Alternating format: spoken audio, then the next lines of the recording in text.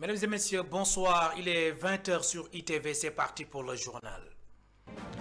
À la une de l'actualité, ce soir, les députés sont convoqués en séance plénière ce jeudi 8 mai à 10h.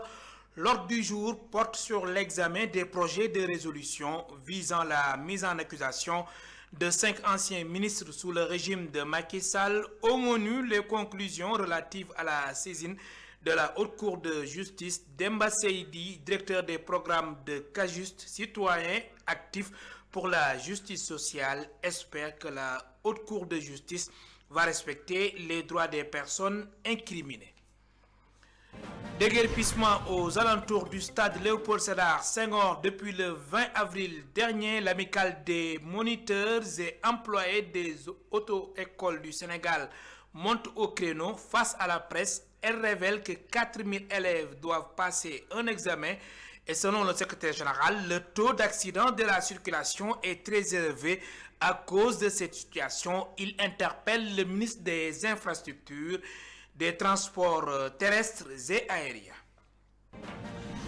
Tabaski, le Premier ministre annonce de fortes mesures, entre autres un plan global pour l'approvisionnement en moutons et la lutte contre le vol de bétail. Le chef du gouvernement a présidé hier un conseil interministériel axé sur la préparation de la Tabaski. Les éleveurs se disent très satisfaits des mesures prises par le Premier ministre Ousmane Sonko. Enfin, Kolda, campagne de commercialisation de l'anacard, la noix introuvable pour les transformateurs locaux. Ils sont dans le désarroi. Beaucoup d'emplois sont menacés et la fermeture de certaines unités est à craindre. L'intervention de l'État du Sénégal est sollicitée pour contribuer à la concrétisation du plan Diomaye pour la Casamance. Voilà pour les titres. Dans un instant, le développement.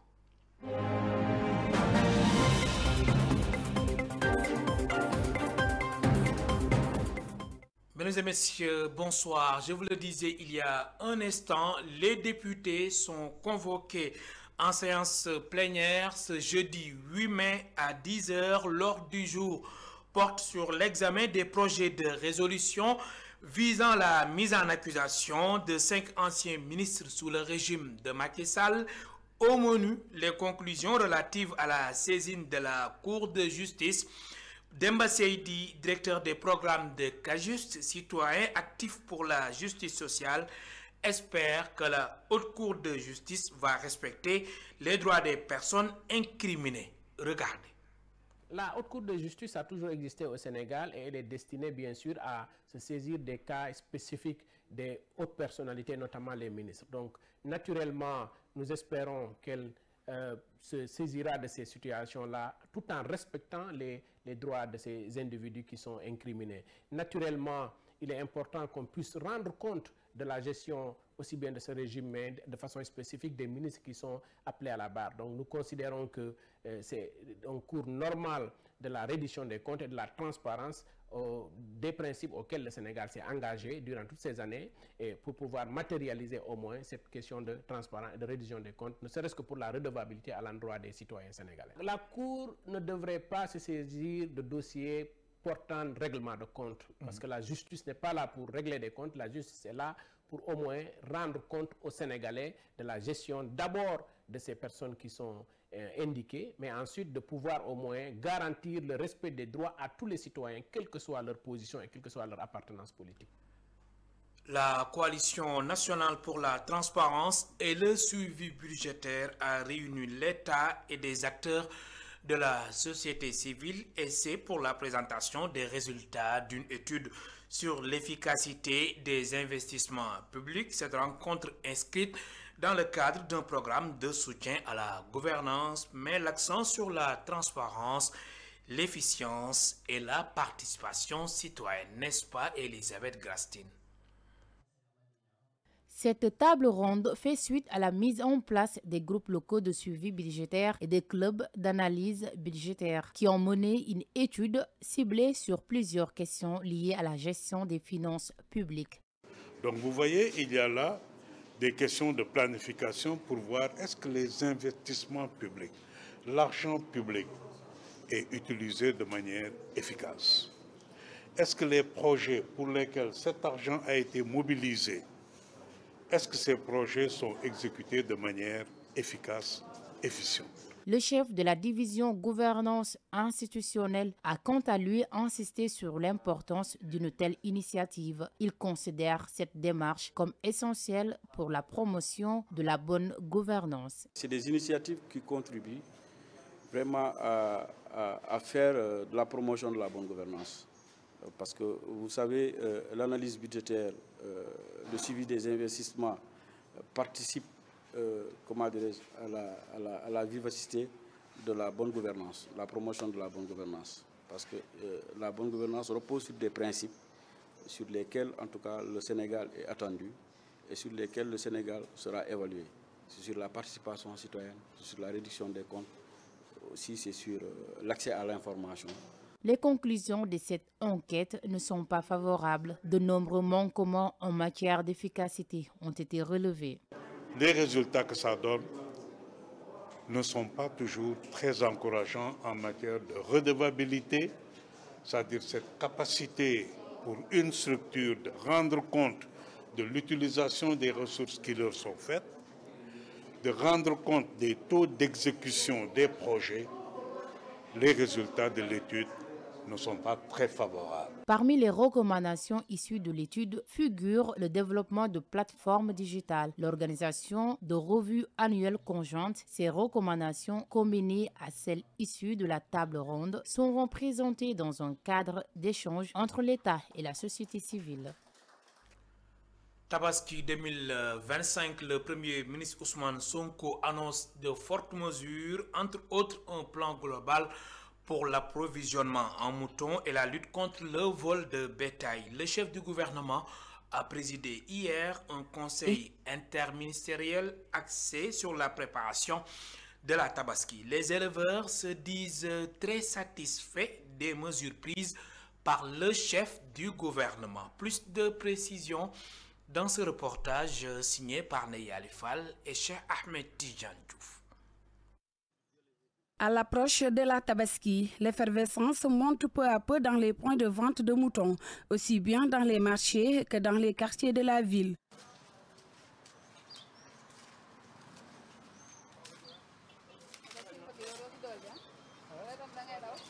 Mais cette année, une nouvelle dynamique s'installe. Des mesures ont été prises en amont pour mieux encadrer la fête pour les éleveurs. Momo Assimi, représentant du Daral de Baobab, se dit satisfait de ces initiatives et appelle toutefois à un strict suivi de ces mesures. Moi, je vois que c'est une bonne initiative.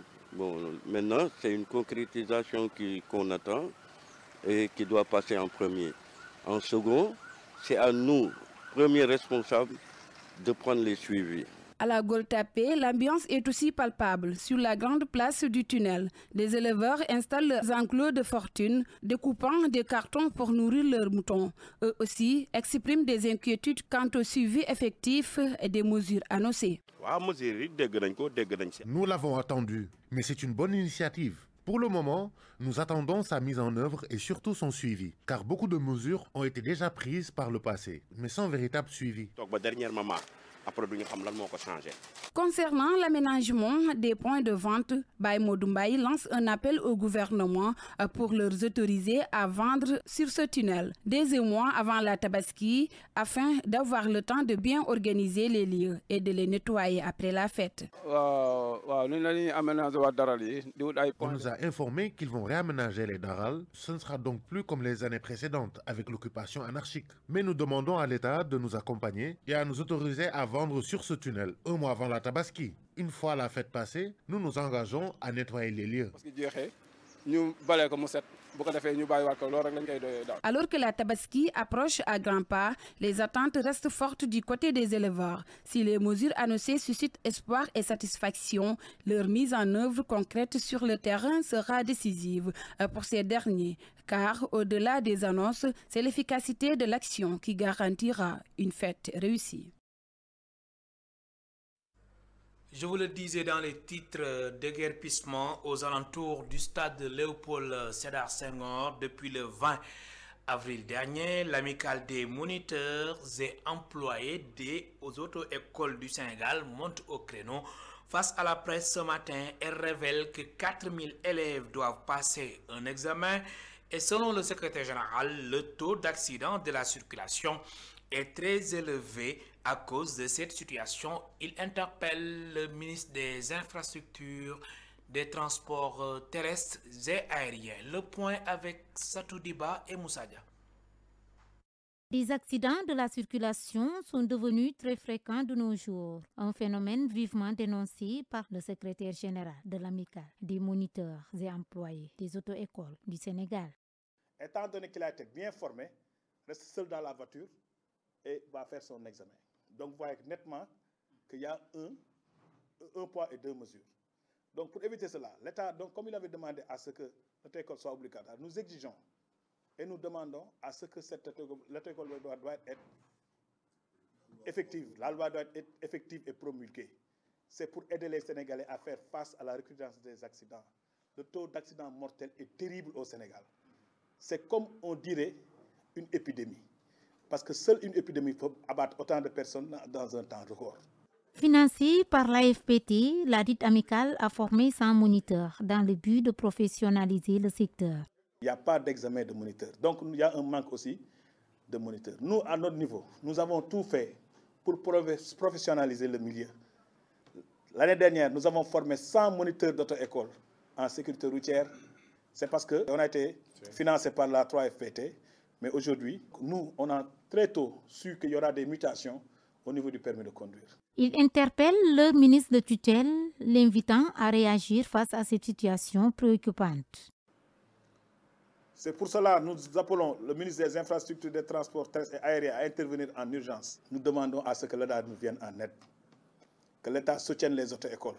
Nous n'avons jamais eu à avoir une subvention. Et pourtant, on est des formateurs. À côté, il y a des écoles qui sont subventionnées.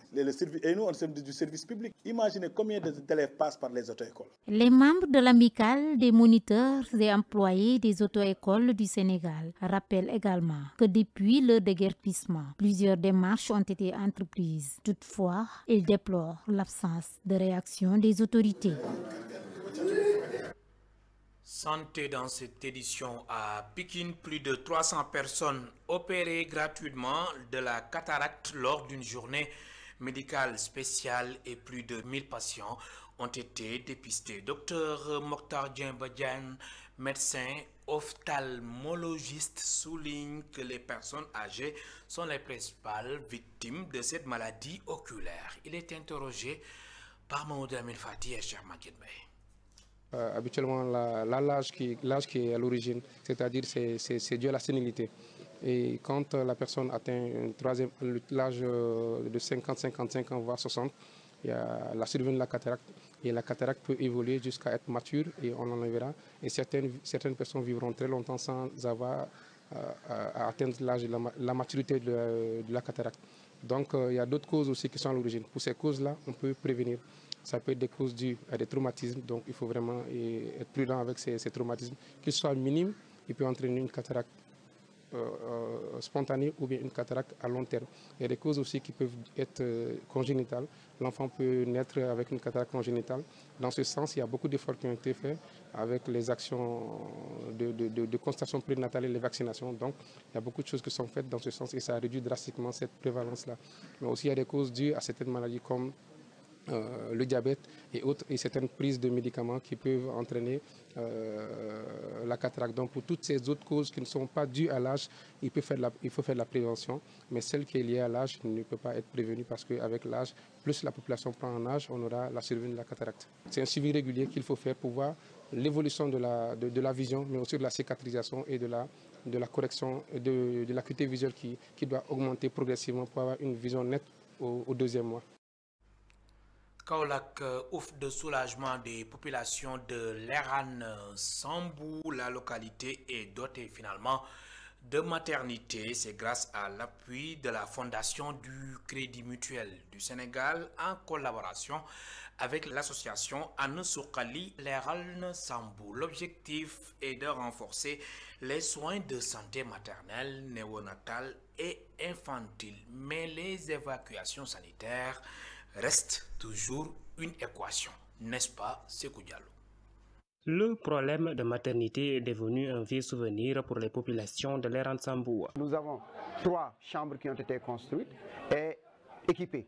Vous avez maintenant 3 lits qui sont fournis et maintenant une table de consultation. Nous sommes dans une zone rurale. Donc c'est pourquoi nous avons lancé un appel à tous les hommes de la localité de prendre en charge les femmes en état de grossesse afin qu'elles parviennent à subvenir leurs besoins correctement. Cette infrastructure va permettre de lutter efficacement contre les accouchements à domicile, ce qui constitue un véritable problème chez les populations, selon l'infirmier chef de poste de l'Aire Sambou. On retrouvait des problèmes, des difficultés, à savoir pour prendre en charge les femmes qui viennent accoucher ici, parce que les normes n'étaient pas réunies et aussi le plateau de soins, le plateau médical n'était pas favorable par rapport à la bonne prise en charge des femmes qui venaient accoucher ici. Mais actuellement, avec cette construction de maternité, ça va nous aider à améliorer la qualité de soins, les qualités de soins qui sont attendues au sein de cette maternité. C'est également un moyen efficace pour faire face aux mortalités maternelles, néonatales et infantiles. Des avortements à répétition qui peuvent être expliqués par le fait que les femmes ne viennent pas faire leur visite prénatale précocement. Il y a aussi des complications comme les ACRP. Le poste de santé de l'Aire Sambou est également confronté à un problème de manque d'ambulance. Aujourd'hui, nous attendons la dotation d'une ambulance. Nous devons avoir une chasse-femme parce qu'aujourd'hui, on nous a mis un bloc sanitaire d'une maternité, il nous faut forcément une chasse-femme. Les populations de l'Aire Sambou ont pu bénéficier de ces infrastructures grâce à la Fondation Crédit Mutuel du Sénégal. Le Forum des systèmes alimentaires africains se prépare. Ce sera du 29 août au 5 septembre prochain. Une table ronde précédant le lancement officiel du sommet annuel 2025 s'est tenue ce matin à Dakar. Le thème retenu cette année est la jeunesse africaine, mener la collaboration, l'innovation et la mise en œuvre de la transformation des systèmes alimentaires africains. Plus de détails, écoutons Ahmad Patesen. Il est le directeur général du Forum africain sur les systèmes alimentaires. Ses propos sont recueillis par Cheikh Ahmed Tidiane Diouf. Le thème de cette année, c'est la jeunesse africaine, fer de lance de la collaboration, de l'innovation et de la transformation du système alimentaire. Je dirais que chaque année même, le thème devait être la jeunesse. L'Afrique, 70% de la population jeune. C'est également des jeunes impatients qui sont à la base du changement qu'on voit tous les jours sur le continent. Le Sénégal est un témoin où la jeunesse a apporté ce changement-là. C'est la jeunesse également qui est aux commandes.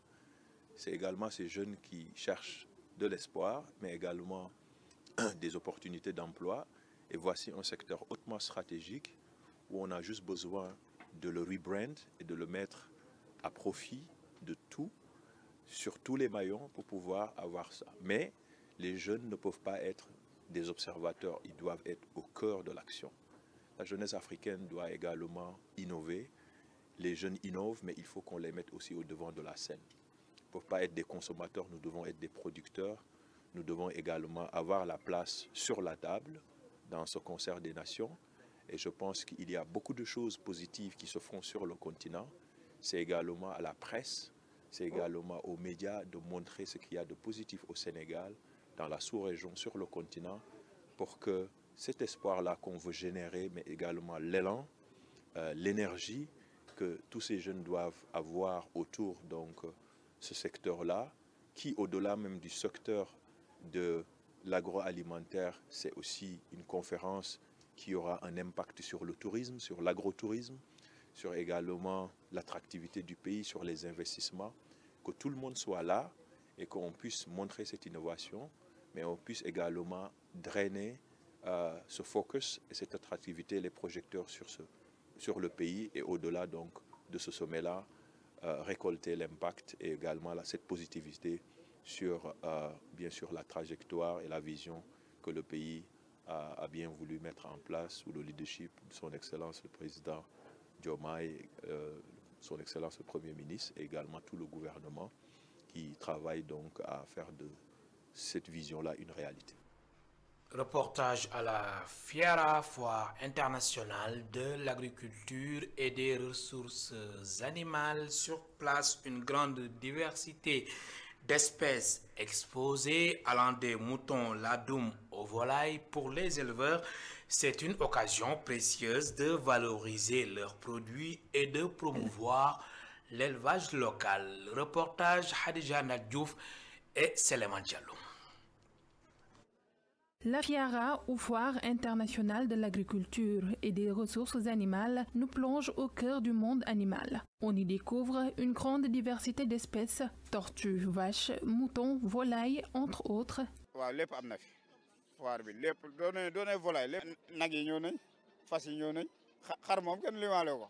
Parmi les exposants, ceux spécialisés dans l'élevage de moutons, l'Adoum, profitent de cette foire pour aller à la rencontre de leur clientèle.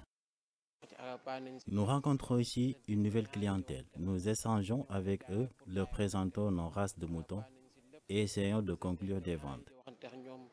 Avec des bêtes dont leur valeur est estimée à plusieurs millions de francs CFA, les éleveurs voient en cette foire une opportunité unique de mettre en lumière la qualité de leurs produits. La foire nous permet de rencontrer des personnes intéressées par notre activité, qui est l'élevage de moutons ladoum. C'est aussi une occasion pour eux de découvrir ce que nous proposons. Un peu plus loin, ce sont des volailles de toutes sortes et d'autres ressources animales qui attirent les visiteurs. Les éleveurs sont fièrement représentés et valorisés à travers cet événement de la Fiera. Nous venons de Thiès et sommes ici pour une exposition. J'ai amené différentes volailles, notamment des paillons. J'ai également exposé des accessoires utilisés dans l'élevage. En somme, tout le matériel nécessaire à cette activité. Ressources agricoles, animales et artisanales se côtoient à la Foire internationale de l'agriculture et des ressources animales, offrant ainsi une vitrine complète de la richesse du secteur primaire, une occasion en or pour mettre en avant l'élevage local et encourager la production nationale. Kolda, campagne de commercialisation de l'anacarde, la noix introuvable pour les transformateurs locaux. Ils sont dans le désarroi. Beaucoup d'emplois sont menacés et la fermeture de certaines unités est à craindre. L'intervention de l'État est sollicitée pour contribuer à la concrétisation du plan Diomaye pour la Casamance. Explication dans ce dossier réalisé par notre correspondant permanent à Kolda, Seydou Diatta. La campagne de collecte et de commercialisation a démarré il y a un peu plus de 2 mois et le prix varie entre 600 et 800 francs le kilogramme. Les producteurs se frottent les mains alors que les transformateurs locaux peinent à mettre la main sur la noix de l'anacarde à cause de la concurrence qui semble assez rude. L'année dernière, les usines de transformation de cajou n'ont pas pu travailler et actuellement c'est le même scénario qui est en train de se dessiner parce que nous ne sommes pas du tout compétitifs et la noix coûte excessivement cher sur notre marché intérieur. Et vraiment nous sommes très inquiets parce que les noix sont en train de partir et aucune usine est en mesure de travailler. Au-delà de la cherté de la matière première, l'accès au financement demeure une autre équation pour les transformateurs locaux.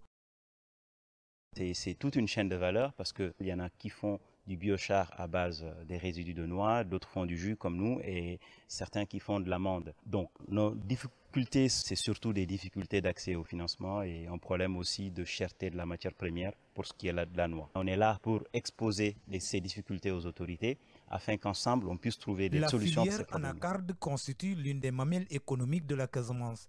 Privilégier l'exportation au détriment de la promotion de la chaîne de valeur à l'échelle locale serait une démarche à l'opposé du plan Diomaye pour la Casamance, estiment les transformateurs.